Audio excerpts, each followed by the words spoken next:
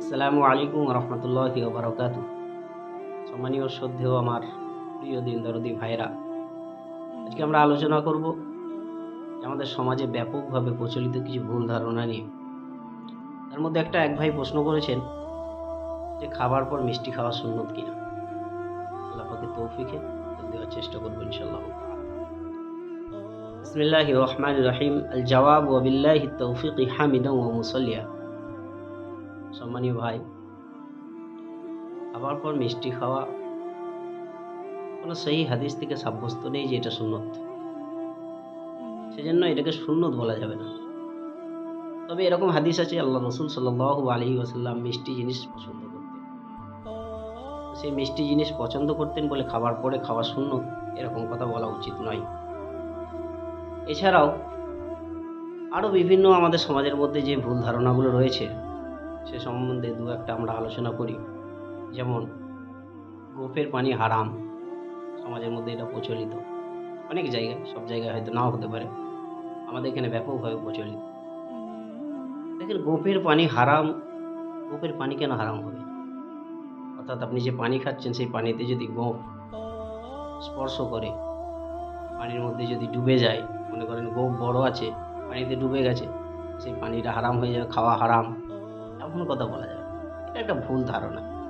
তবে হ্যাঁ, গোঁফ বড় রাখা এটা ঠিক নয়।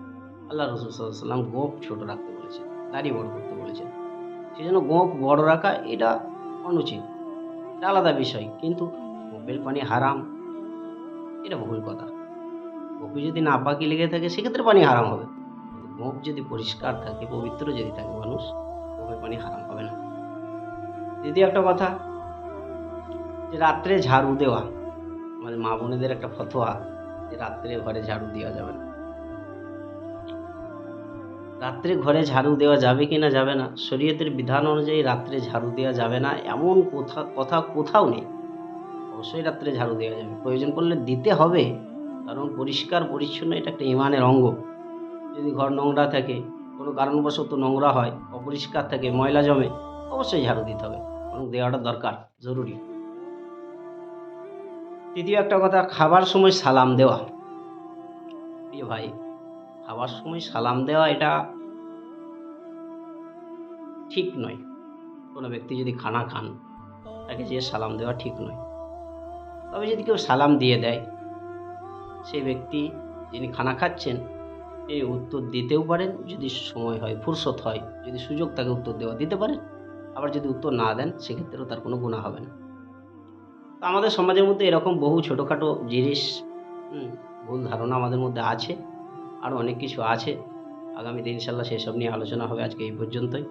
আল্লাহ পাক রব্বুল আলামিন আমাদেরকে দিনের সহি জ্ঞান দান করুন। ওয়া আখির দাওয়ানা আলহামদুলিল্লাহি রাব্বিল আলামিন।